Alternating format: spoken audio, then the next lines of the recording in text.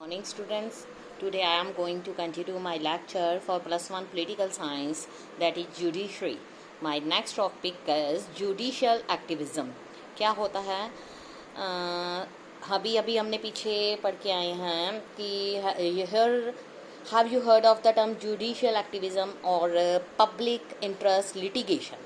ठीक है, these terms are often used in the discussions about judiciary in recent time. पुराने समय में जो चल रही है judiciary, बहुत सारे people ये सोचते हैं कि these two things have revolutionized the functioning of judiciary and made it more people friendly.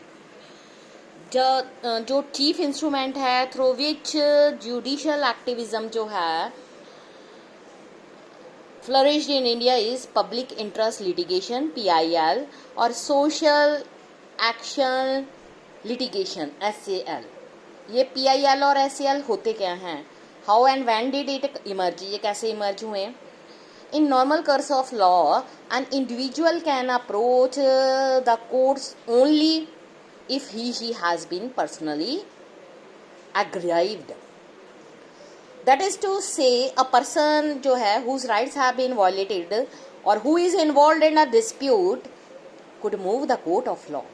This concept underwent a change around 1979. In 1979, the court set the trend when it is decided to hear a case where the case was filed not by the aggrieved persons but by others on their behalf.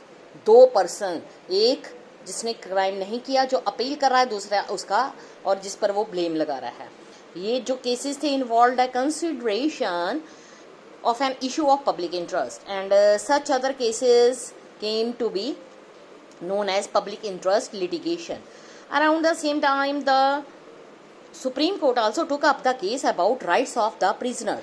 ठीक है, this opened the gates for large number of cases where public spirited citizens and voluntary organizations sought judicial intervention for protection of existing rights, betterment of life conditions of the poor. ये नहीं ज़रूरी कि protection of the environment और बहुत सारे issue in the interest of the public. PIL also become the most important vehicle of judicial activism. Judiciary, which is an institution that traditionally conformed to responding to cases brought before it, began before considering many cases merely on the basis of newspaper reports and postal complaints received by the courts. Therefore, the term judicial activism become the more popular description of role of judiciary.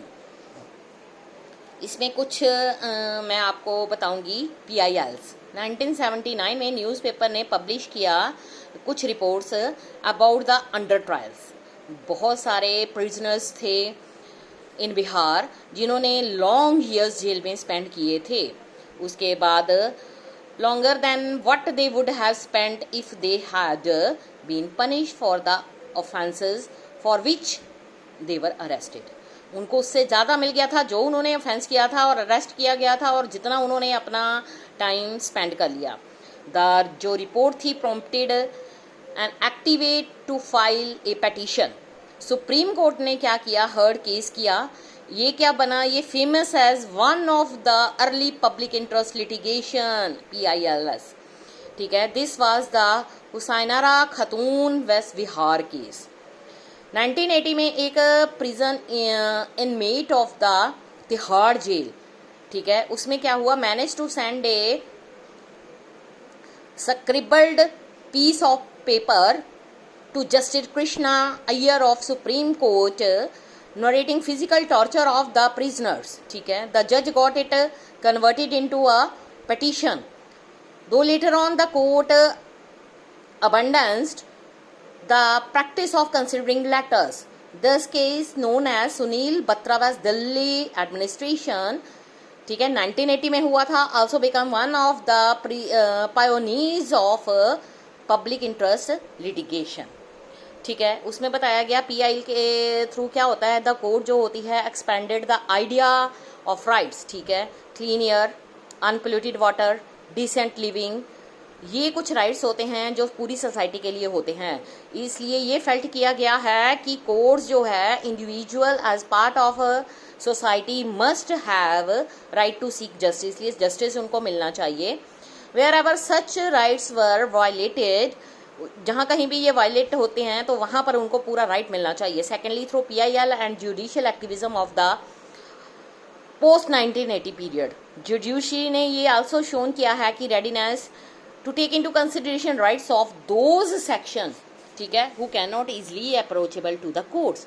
For this purpose जो judiciary है उसने allow किया public separated citizens, social organization, lawyers to file petition on behalf of the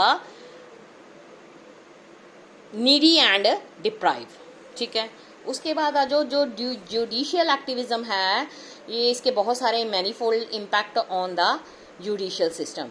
it has democratize the judicial system, giving not just to individuals but also groups across that access the courts, ठीक है। It has forced executive accountability। उसके बाद it has also made an attempt to make the electoral system much more free fair।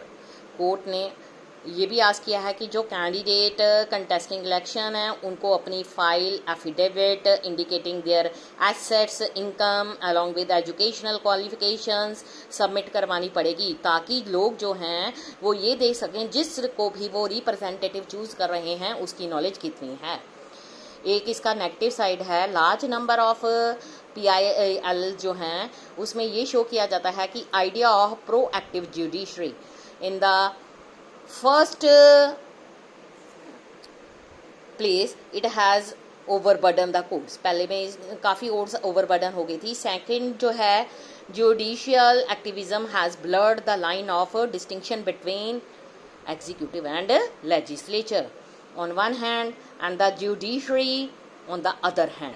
Court ने वो भी कोई केसों को इन्वॉल्व किया है और उनको रिजॉल्व किया है क्वेश्चंस को which belongs to the executive. इसलिए ये भी बताया गया है कि reducing air sound pollution, investigating cases of corruption, bringing about electoral reform is not exactly the duty of the judiciary. These are the matters जो है handle by the administration under the supervision of legislature. Therefore जो कुछ लोग हैं वो ये feel करते हैं कि जुडिशियल एक्टिविज्म जो है made the balance among 3 organs of the government very delicate. कौन कौन से organ? Executive, legislature and judiciary. Democratic government जो है based on each organ of the government और रिस्पेक्टिंग द पावर्स, ठीक है।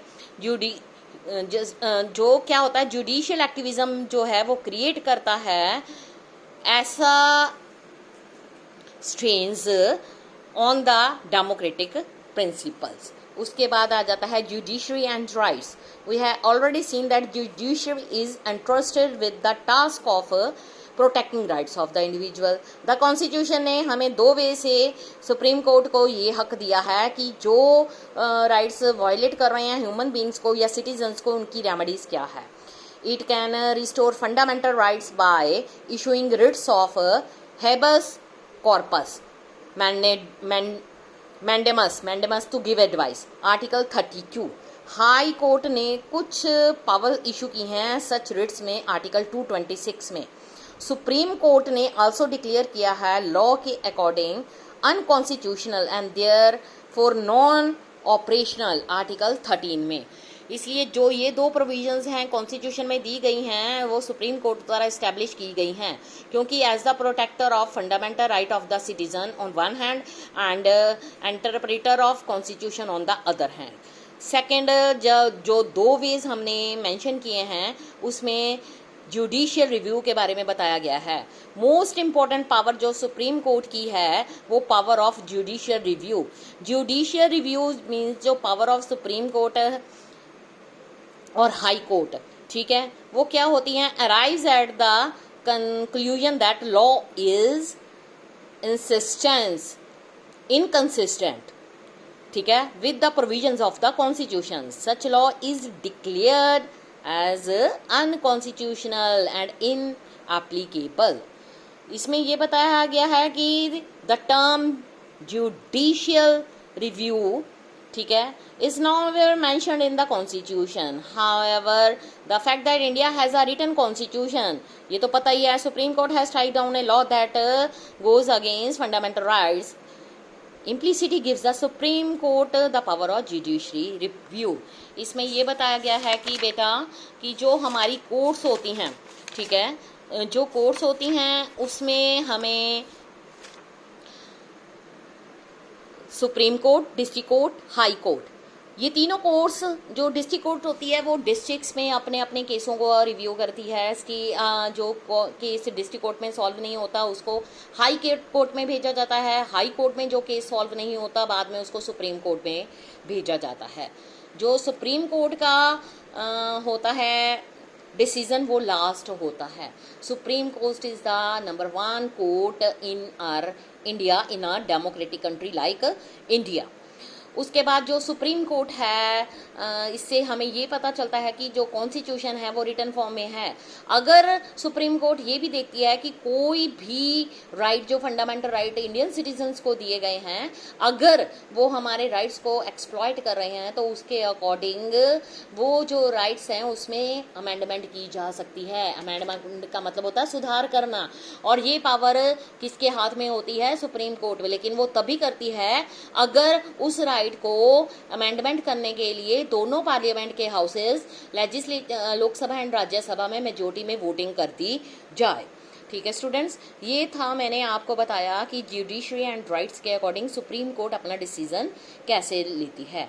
जुडिशियल रिव्यू, जस्टिस देना, हम सब के लिए जस्टिस देना सुप्रीम कोर्ट का काम है। और जस्टिस किसको दिया जाता है? वो जो लोग इनोसेंट होते हैं, जिन्होंने कोई क्राइम नहीं किया होता लेकिन उनके ऊपर क्रिमिनल केसेस चल रहे होते हैं। नेक्स्ट लेक्चर बेटा मैं कल स्टार्ट करूंगी। इतना आज के लिए सफिशिएंट है। Thank you students.